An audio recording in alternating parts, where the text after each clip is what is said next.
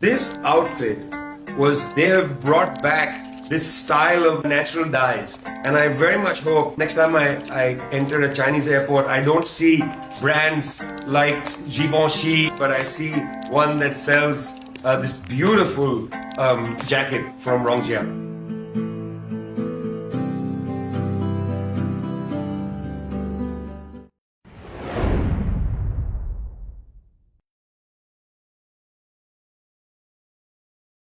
The fourth plenum comes around the time when the Chinese government hosted a range of leaders of countries in Beijing to commemorate the 80th anniversary of the defeat of fascism. China came out there and said we can defend ourselves, showed, almost the most advanced military fighting technology. And right after that, there's the plenum where there's a serious discussion about planning for the next stage of development.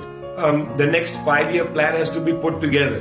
What's extraordinary is most of the world has actually stopped doing proper economic planning. Not just 5-year plans, which is a kind of tactical plan, but long-range 20, 30-year planning.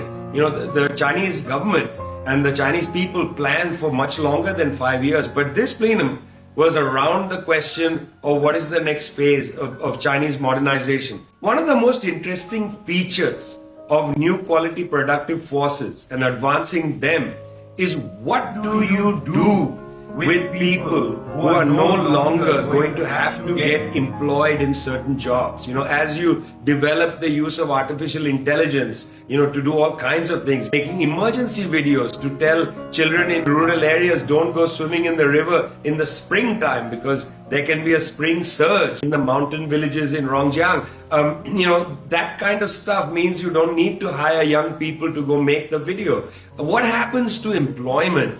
What happens to people's sense that they want to have a certain kind of career? And I think in the plenum, there was a lot of discussion, not just about technology, but about the social dreams and imagination of people. And I think that's very exciting. And I hope the people in China are excited to contribute to public discussion about the social implications of the new quality productive forces. I think that's what's going to be at the center of a lot of the next 5-year plan. In the Africa-China Forum, there's been an increasing discussion about industrialization of Africa. Increased discussion about transferring industry to Africa, to Indonesia. So that's why I was interested in the idea of new quality productive forces, Belt and Road. That means that it suggests that when the plan comes out, it's not going to be about, let's send Africa yesterday's technology, yesterday's factories. But listen, let's be quite clear that on the continent of Africa, most countries don't have electrification. Burkina Faso, about 9% rural electrification. You're going to have to still stay with the issue of infrastructure. Sometimes I go to remote villages. I was in one in Honduras, up in the mountains. And when I see the grid, I like to hear the sound of the electricity. Why? Because the sound of electricity, like the sound of water, means that a young person in this village can read at night. They can put the tap on and they can wash their hands or they can drink a glass of water. You can't romanticize rural areas.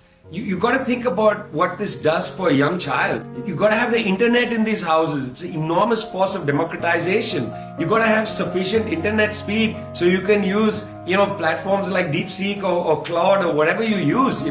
This is important. So we got to think of the combination of basic infrastructure with new quality productive forces. I think the most productive thing that happened was the visit of Prime Minister Narendra Modi to Tianjin for the Shanghai Cooperation Agreement, where China and India have, I think, broken the ice and started to talk again. Look, frankly, I'm just going to say it. China and India need to settle whatever problems exist at the border. These are not immense problems. These are all solvable problems. China and India are the future of the planet. We need to settle whatever disputes exist between China and India. We need to build an Asia that is compassionate, an Asia where the people live in dignity. Not an Asia of war, not an Asia of borders, but an Asia of genuine fellowship between people.